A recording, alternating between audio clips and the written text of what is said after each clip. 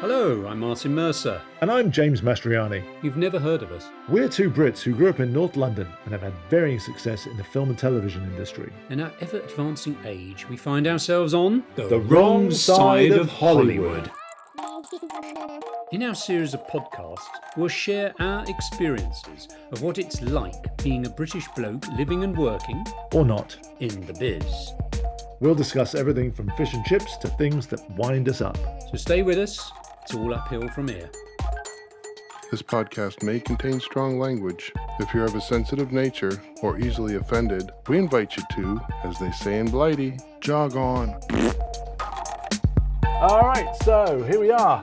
Welcome home. Thank you, my dear enthusiastic friend. It's it was a bit of a trip, I have to say, and the conclusion of the trip was me having the trots on a 10-hour flight. Yes. You must have been popular. Well, actually, oddly enough, it wasn't too bad, and I couldn't fart because if I did, I would have sprayed my co-traveller. So obviously I had to contain myself there. But the interesting thing is I literally was on that flight. I pulled out the tray seat thing and put my elbows on there and just cradled my head like this. And I had a headache because I hadn't eaten. I'd literally had 2 bananas, an apple and a slice of toast because back at mum's, I was like up and down the stairs to the loo every 25 minutes. And so it was just horrible. And all the steward was concerned about was the fact I hadn't eaten my food. Oh, you're not going to eat that? And I was just like, no. Not once. Are you all right, sir? Is there anything I can get you? And then the bloke sitting next to me, I think he was American, based on his manners. Every time they came round with the food, I'd just get this prodding, which would just wake me up, which is the last thing I wanted to be on this flight. Right. And then I was like, okay, thanks, no thanks. And then I had to push past him. Excuse me, mate. Off to the loo again. Yes, that's me. Ha ha ha. So who did you fly? British Airways. Oh, yeah. I'm flying British Airways. Yeah, well, they're good for what they are, but I think their staff, frankly, if you're not in business, if you're not in first class, you're just cattle, mate. It's like, inconvenience. An inconvenient bag of flesh is sitting on this seat and demands my attention. Yeah. So tell me about England. Right. How was? You're gagging to go there. I know you're going to be going soon, which is lovely. And it's very Christmassy there, and all the lights are on, and all the shops, Harrods and Kensington High Street, Oxford Street with Selfridges, over these amazing windows. And they've got animals in there, all Christmassy. And the streets are crowded, and you've got the Borough Market, and you've got a market at Leicester Square, and there's tinsel everywhere, and it's kind of cold as well, so you've got that real winter feeling. Trouble is, it's fucking heaving with human beings. If there weren't no fucking humans there to spoil it. Those bastards. Yeah. So it's like by the time you get to that window and you think, oh, you know what, I'm going to pop in. I only went up to London once because I was looking after my mum. And I met a dear friend up there, Mr. Paul Spiteri, who is a fan of this show. Excellent. And an award-winning makeup effects artist who I used to work with back at Pinewood days. A lovely lad. So we met up and had a chat and a coffee and all that. And a curry, as it happens, which is where I suspect I might have got my trots. Anyway, and Paul actually went off to do some shopping, but he sent me a photo of Fortnum and Mason, which I would have liked to have gone to. And Fortnum and Mason, for Americans especially who don't know what that is, it's a highly established grocer for the rich and famous. And their food is excellent. Yes, on Piccadilly. Yes, and they do these lovely biscuits and puddings and all kinds of stuff. And I wanted to go there, but he sent me this picture and you had to queue to get in. Jesus. You couldn't just walk in. There were lines outside for people waiting to get in. And it's a shame because it does spoil it a bit. And of course, stuck on the tube and the Piccadilly line wasn't working. So I had to work out how to quickly get from there to there, use the Victoria line. And, and then you go down into the tube, especially on the Northern line, and you're going to hit by that sweaty, acrid, smoky stench. And then it comes in and a hot blast of air. It's a bit like James Cameron's T2. It just fucking hits Linda Hamilton and disintegrator, and that's how you feel as a train comes in and you get on board and you're just like, fucking sardined in there. Naturally, nobody wears deodorant. That's being unfair, but a few people didn't. But yes, you're going to have a laugh. Oh, great. Yes. Well, maybe I'll skip London this trip and just... Yeah, yeah. It's lovely, but it's crowded. Actually, it's a whirlwind trip. We're only going for 9 days, including travel days, which kind of sucks. Yeah. And I'm just trying to plan it all out. And of course, my lovely aunt is in Oxford, so you can see her. And then my son and his girlfriend are in Gloucester. So I think I've only got 2 days at the tail end of the holiday, if you can call it that, to actually go anywhere. And I think I'm just going to be knackered. I think you are. So I think I probably won't go into London. No, I think you probably will. There's a lot of driving and travelling.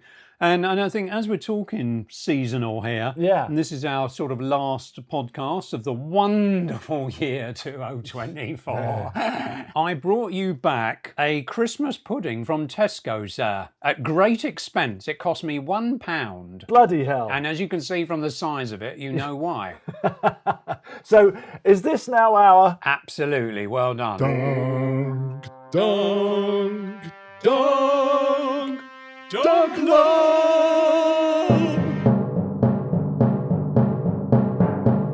So now look, James, why don't you tuck into the Christmas pudding? I'll tell you what I'm going to do. Go on then. I'm going to shake up this device here. Hold on, here we go. Oh, there we go. Can I have some? Yeah, here we go.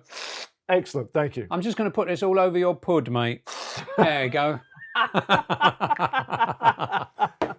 All right, I'm tucking in. Go on then. £1 you said Yeah. from Tesco's. Costco. Oh, I think we should have set fire to it and videoed it.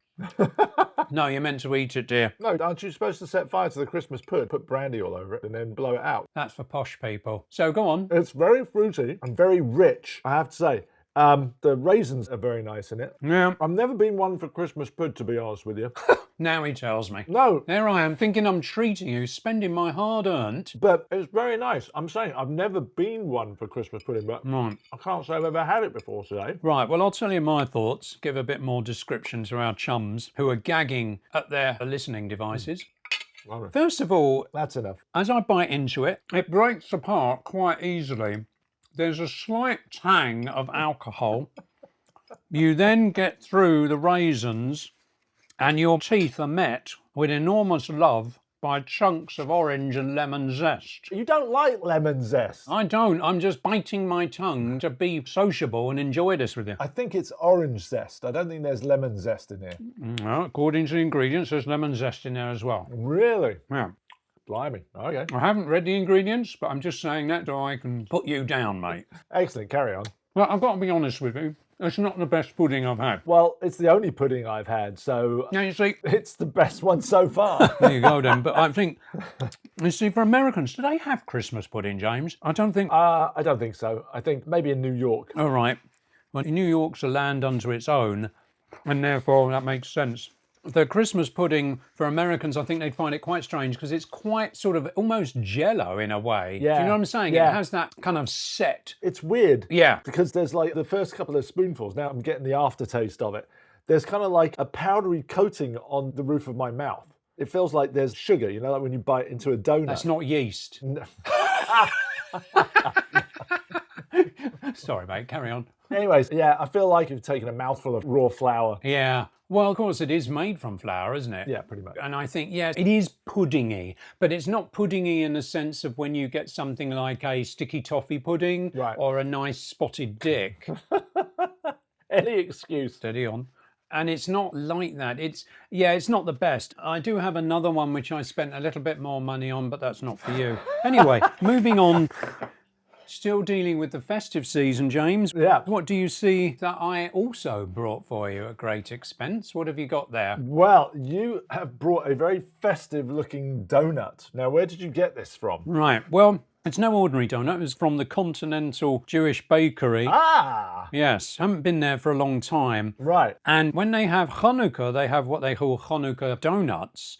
And the funny thing is that it's basically a jam donut to us Brits. Yeah. You can walk into Greg's or wherever any time Yeah. and get the jam donut, please, But the only difference is this has powdered sugar on it. instead of sugar.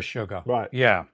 So here we go. Let's have a go at this. Now, The look of it, it's quite appetizing. Yeah. And you press it like a pillow. Yeah. I'm pressing mine like a pillow. Are you? I'm squeezing it like a pillow. Yeah, and it squeezes nice and it rises back up. Now I'm going to bite in. Yeah. Oh, and it's quite firm, but it's not over sweet.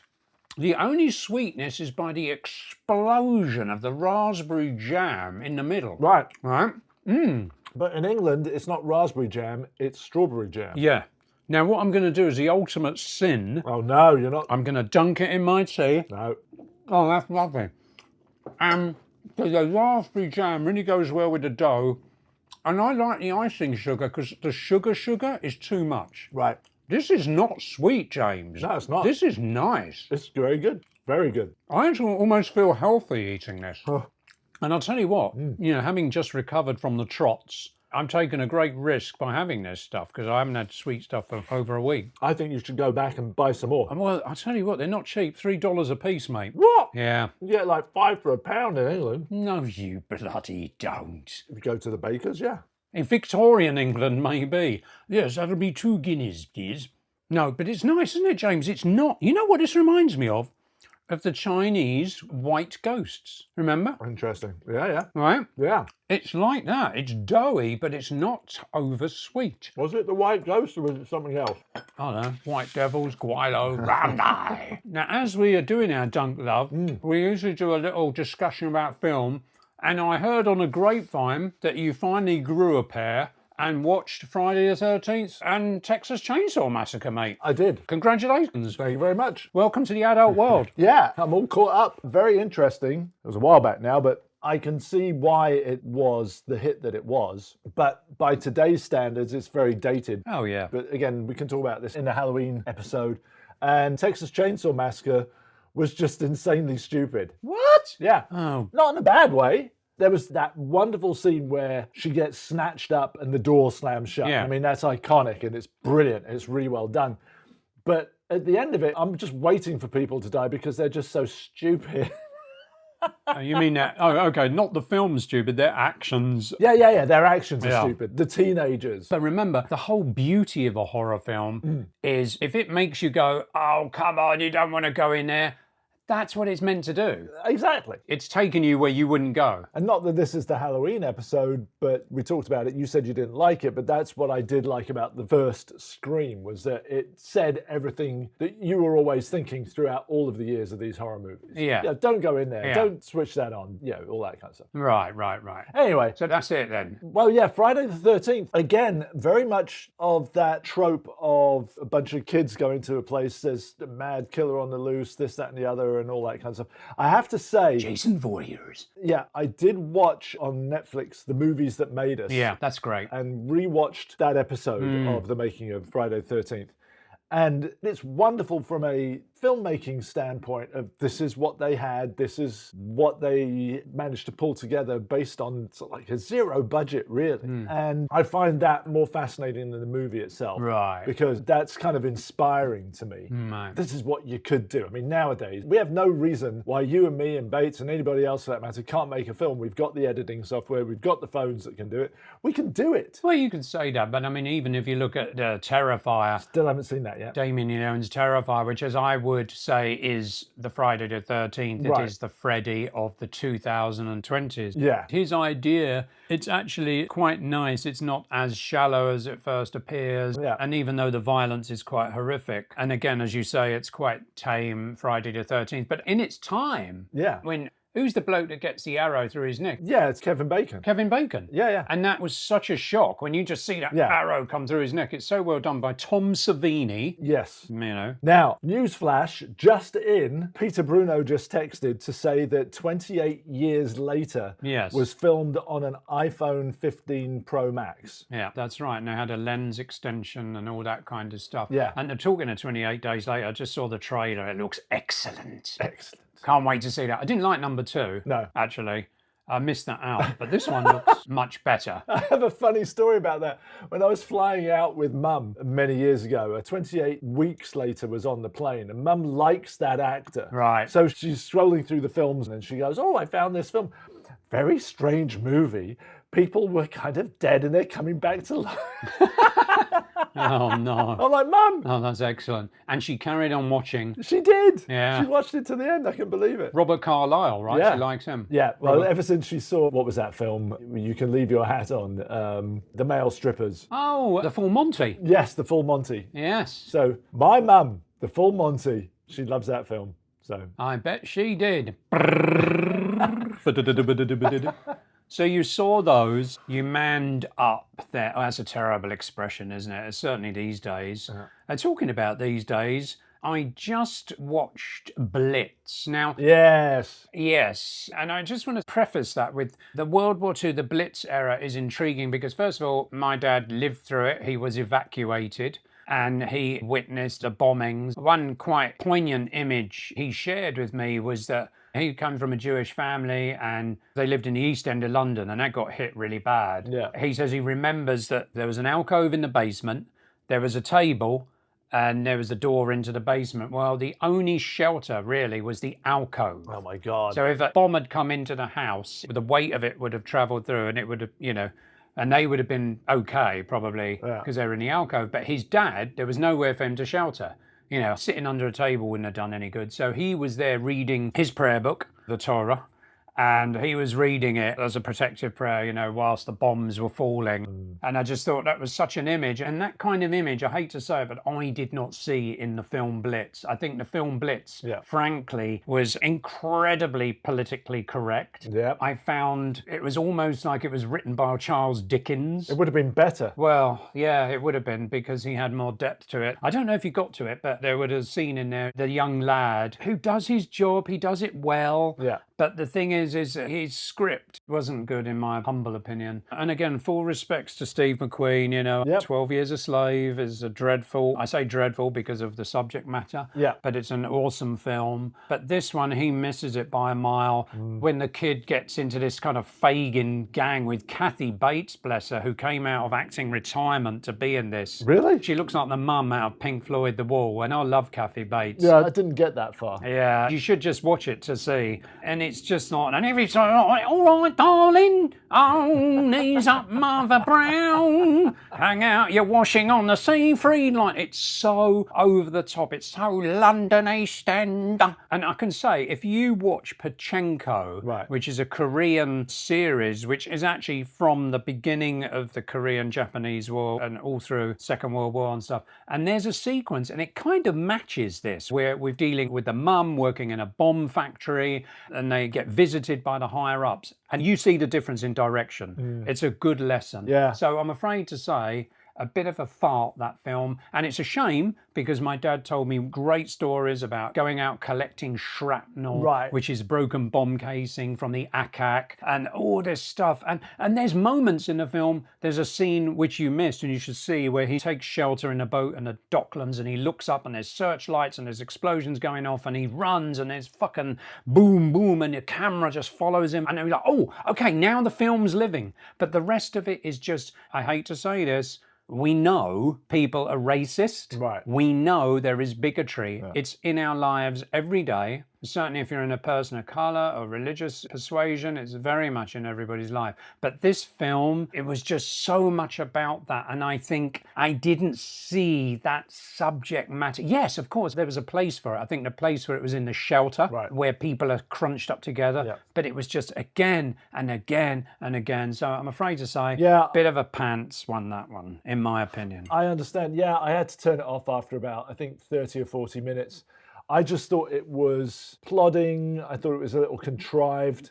She sends her son away. He jumps off the train, falls in with a group of kids. And meanwhile, she's working for the munitions factory and they're doing the thing on the radio and she's singing and all. And I'm cool with that. That bit was good. I think where I lost it for me was when they end up going to the nightclub. Yeah. And it's like life's carrying on as normal. And I'm just like, what the fuck? Strange. I'm like, I can't watch any more of this. Well, can I just say, now that nightclub was, I've forgotten the name of it now, but it is well known that, especially in the middle of London, there was restaurants and clubs you could order a steak when everybody else was on rations. I didn't get that far. American reporters are there, and so on and so forth. Well, they don't show you ordering a steak, but they show you there's food and there's champagne. Right. And one of these clubs did get hit by a bomb. Right. So that is accurate. I thought you were referencing where she meets her husband, who is unfortunately deported.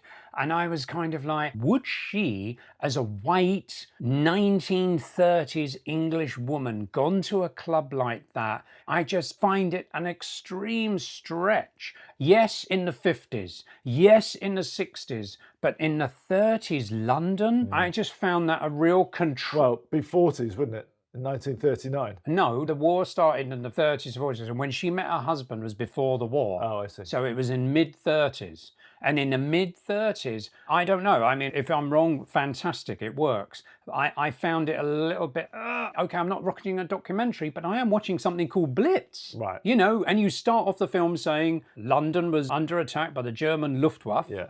You know, so on and so forth. So there's a sense of history going on. And then we get this, and I was just like, you know, it's a shame. I really wanted to like it. How did you feel about the recreation of the fire scenes and the bombs dropping and all that kind of stuff? Did that look good to you? I think the damage in the ruins was excellent. I think the opening shot I found a bit weak. I know you liked the bit with the hose hitting him on the face, but I thought the whole scene turned about this snake-like hose spraying to me. It was on it for so long. Right. And I found that opening scene did not draw me into the movie. It set me on a bad mood.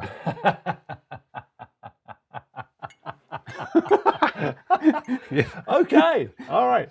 So I saw the documentary about Christopher Reeve. A terribly sad story, also very positive, but oh my God, this guy, he was Superman, and one sheer fluke of an accident and he's crippled from the neck down. Just tragic. But highly recommend it. It's on HBO over here. I don't know what it is in Europe, but I don't want to talk about it too much because I want people to see it without my feeling. Oh, behave yourself. Come on, what did you get from it? What did I get from it? As far as I'm concerned, respects to Henry Cavill, Christopher Reeve was and is Superman. He's never been bettered.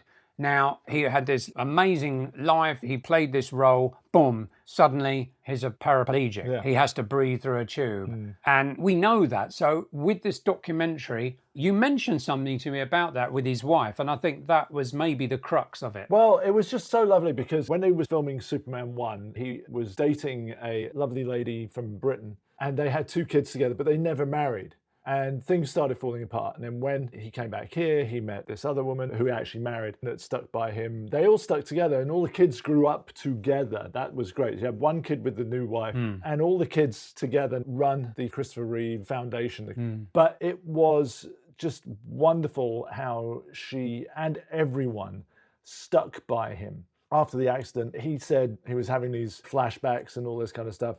And when he finally comes to, he says to her, maybe we should just turn off the machine.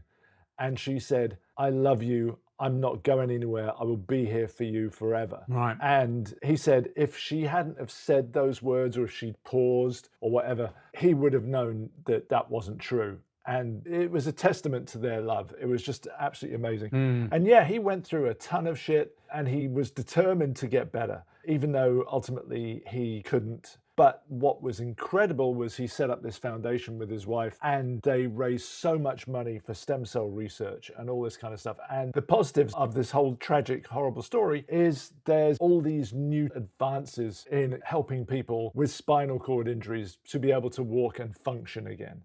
And that is mind-blowing, absolutely freaking mind-blowing. So on one hand, it's really tragic and sad, and I'm not ashamed to admit I found myself blubbing a few times watching this documentary. Are you a man or are you a mouse? Crying, showing your emotions. Yeah.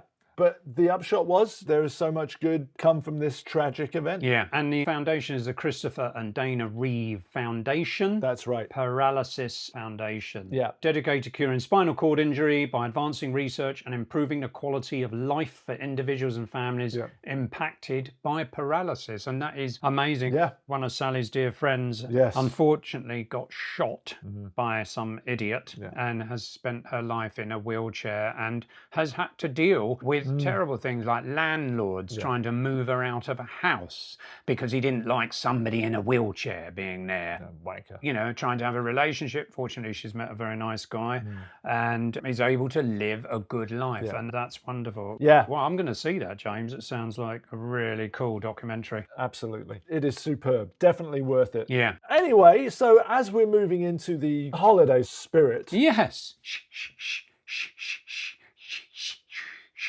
Okay. Humbug. You boy, what day is it? Oh, it's Christmas Eve, sir. I mean, it's Christmas morning, sir. Next. Anyway, you were saying, sorry. So, yeah, looking at the notes here, so what things in LA make it Christmassy? Yes, I think that's a good idea because when you come back to LA, you're like, LAX, come on. A bit of fucking tinsel wouldn't hurt you, would it? Well, I got to say, there's plenty going on around here that we definitely do. I mean, there's stuff at Descanso Gardens. Yeah, now where's that, James? What's that about? You like that? Quick fire questions.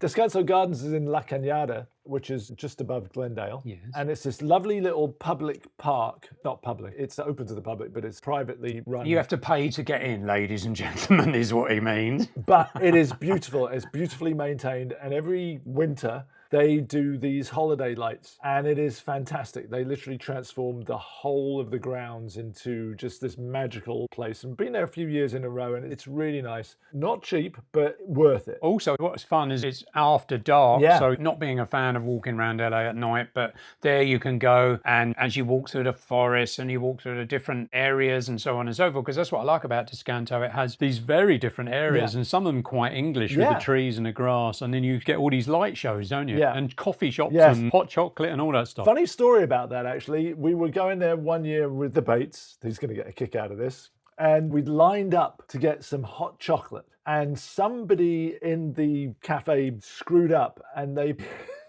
mixed the hot chocolate with the cider. Ugh. And, of course, Bates, his luck, he gets handed the first cup. Yeah. And he's just like, whoa. Oh, my God. Disappointing gardens. Yeah, no kidding. But I got to tell you, the first time ever this year in downtown Los Angeles on Alameda Street is the first ever Los Angeles Christmas market. Oh, okay. What goes on there? Well, it's like any other European Christmas market, and apparently it's run by a German person who's decided he was missing his German Christmas market, so he set something up with LA. And that is running until December 23rd and goes from 4 p.m. till 10 p.m. Wednesday through Sunday, and Christmas Eve 12 p.m. to 5 p.m. Okay. But yeah, that could be fun. Yeah. Pershing Square has its ice rink. Oh, yeah. Is that like a real ice rink, isn't it? Yeah. Yeah. And that's in downtown as well, right? Yeah, so that has its own train station down there. Yeah, you take the tube. And then there's the Winter Wonderland at the Grove. Oh, right. Now, what is the Grove for our non-American friends, our two chums in Potter's Bar, sitting by a gas fire, eating rich tea biscuits? The Grove is a big outdoor shopping mall. Right. And they got fountains and movie theatres and all this kind of stuff. And also the original farmer's market is right next door. Right. So you can go there and you can have a lovely time and browse the shops and have your hot chocolate and see all the Christmassy stuff. If you can find parking. If you can find parking, yeah. And then lastly, Yes. close to the home, the Toluca Lake Christmas Parade. And that is on Christmas Eve between 5 and 10 p.m. And the parade trucks go down the road and there's dances and all kinds of Christmassy kind of stuff. Now, it's funny when you mention Toluca Lake, which is a quite nice area, just off of Burbank. Quite a lot of stars live there. But also, Mr. Rick Baker, makeup effects genius, lives in Toluca Lake. Does he really? And recently it was his birthday. Oh. So when I think of Toluca Lake, that's what I think of. But yeah, so that sounds fun. A little bit of Christmas parade there. There's that place called Bob's Big Boy. Yes. Oh, matron. Bob's Big Boy is a 1950s hamburger joint, and every Friday, people who don't know, they do a classic car show where people just bring their classic cars, park in the parking lot. Yeah. And you can see some absolutely cracking interesting old-style automobiles and some new ones too. Definitely worth a look if you're visiting. But yeah. Okay, that's LA. And also, if anybody missing treats from home in LA, there's Cost Plus. Yeah. And they do quite a nice Christmas display, don't they? I've also heard that Target has some Christmas foods from the UK as well, right? Yeah, they've got some Marks and Spencer's goodie in there. Of course, it's super expensive. Right. Which is kind of ironic considering how Target's not that cheap anymore anyway. But yeah, Cost Plus, again, from a couple of episodes ago, is where I got the Christmas cake from Wales, no doubt. Oh, that's right. Oh,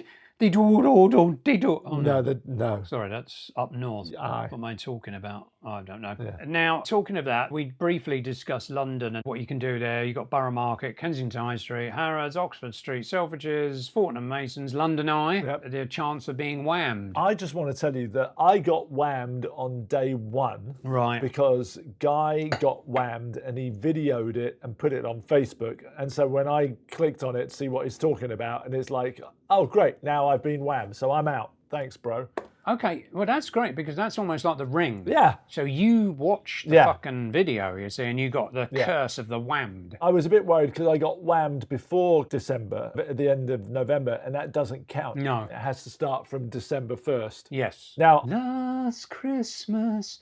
I can't remember the rest. that doesn't count because you're singing it. It has to be the actual song. Which we can't play on here. No, we couldn't. Because we couldn't play the podcast, could we? No. Which would be a stinking shame. So, James, last thoughts for the year, my friend. Well, yeah, it's been a tough year for all of us, I think. What's been the toughest for you, would you say, if you want to talk about it? Well, I haven't really worked much. Yeah. And the last 4 months has been just no income whatsoever. Yeah. So that's kind of tough. Yeah. The health issues, not going to belabor the point. Not that I'm feeling any better. I'm not feeling any worse either. So, like, no change there other than just having a hard time mobilizing, as it were, to move around. Sorry, just to kind of, because with your MS, we've had people who said listening, they found that very useful when you talk about it. Yeah. And you were doing this, what was it? Yeah, the infusion. Right. The rituximab infusion. Speaking of, I have one coming up on the 20th, which will be my second infusion. I've got 2 more in 6 months and a year from now.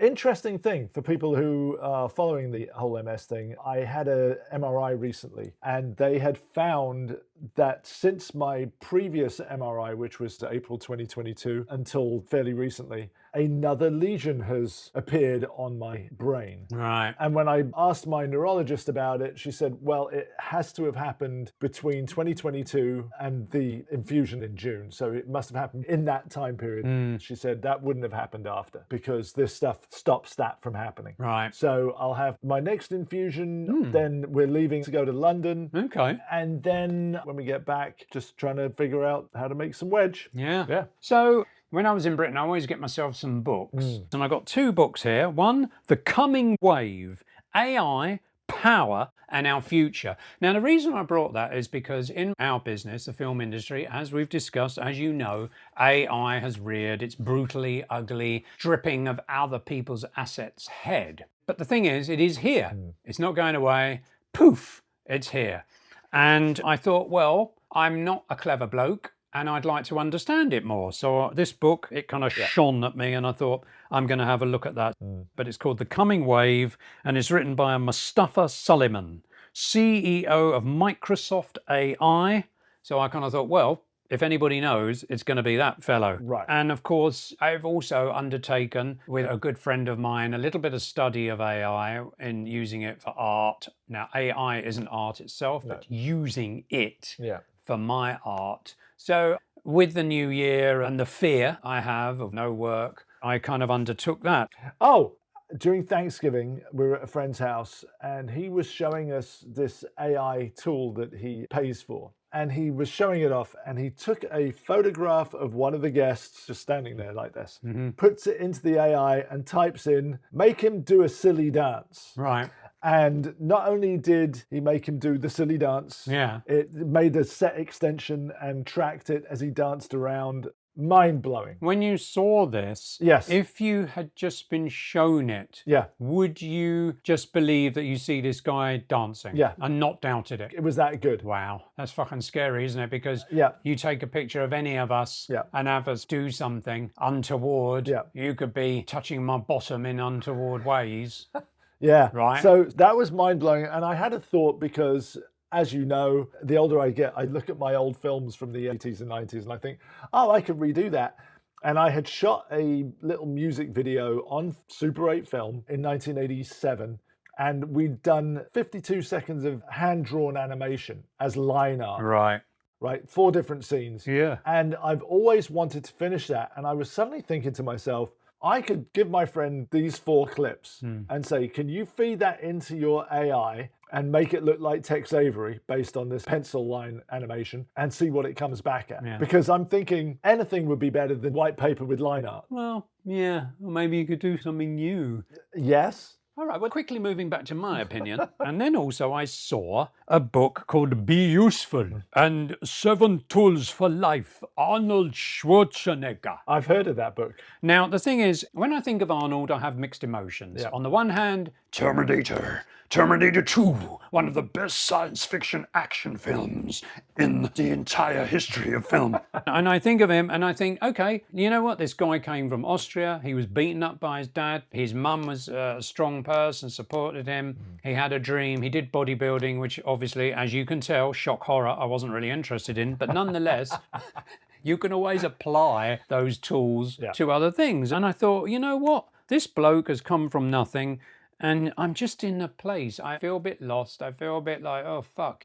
I've done what Arnold said, like a lot of us have. We had a dream. Right. I visualized myself being in America, working in films. I did all that, which is what he talks about. But yet find myself, along with many of my mates, not working for a long time. Yeah. So I thought, you know what? It's buy one, get one half price. So I thought I'd get this one. And Arnold does come up with some very good stuff. And I'm flicking through the pages here till I get the quotes. Here we go. He quotes something here which I found quite interesting.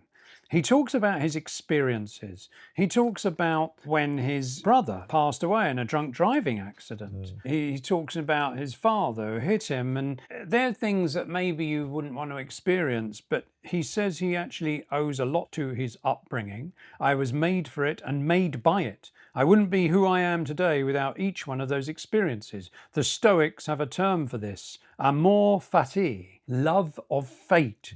Do not seek for things to happen the way you want them to, the great Stoic philosopher and former slave Epictetus said. Rather, wish that what happens happen the way it happens, then you will be happy. Interesting. And I will leave you with one more. Nietzsche, he talks about it as well. And he says, my formula for greatness in a human being is amor fati, that one wants nothing to be different, not forward, not backward, not in all eternity, not merely bear what is necessary, but to love it. Yeah. Now, I think that's quite fascinating stuff, actually, and quite deep. It's certainly deep for me, anyway. I'm sure there's greater minds than my little one that probably go, Mercer, rubbish. But I think it's interesting. And I think you're right. I think there's a lot to be said for that too. Yeah. Because I remember people say, oh, we're going to show up to your party. And then when they don't show up, Celia would get upset and would always say, but they always do this. And I would always say, look, invite people to the party. If they show up, great. If they don't, you already know they're not going to show up and you won't be disappointed. So it's like, expect nothing. And when you get something different to what you're expecting, you'll be happy. Amor fati, love fate. Yes, exactly. And to use your words, thank you everyone for showing up at our party. And if you didn't show up at our party, jog on. Happy New Year, everyone. Have a wonderful holiday, and we'll see you in 2025. Oh, yeah. Lovely. Absolutely. See you later. Cheers, mate. Before we go, we bring you our Fact check! Fact check! Fact check! Fact check segment. Here with the benefit of hindsight, And editing. we can own up to our mistakes.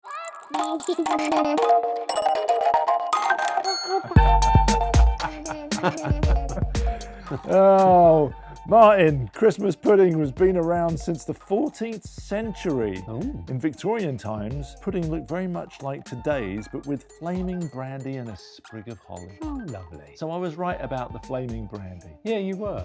You were. 1 to you, 20,000 to me. So, James, donuts. Donuts to your 5 for a pound, mate, because at Greg's, a jam donut is now £1 15 pence. Bloody hell. Yeah. Yeah, stand corrected. Not cheap. No. And white ghosts is not the correct term. It was oil-fried ghosts, and I'm not going to try and say it. What is that in Chinese? I said I'm not going to try and say it. No, go on. We need an end-of-year laugh. So to end, the Café de Paris was a nightclub in Blitz that was actually hit by a German bomb in 1941 during a Blitz. 38 died and 80 were injured. So it was a real event with a real place. Yes. Wow. Yeah. And Martin, it's Jason fucking Voorhees. Oh, pedant away.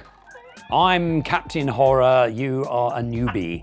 And with that, my dear friend, Happy holidays. happy holidays, mate. Cheers. Cheers. Come.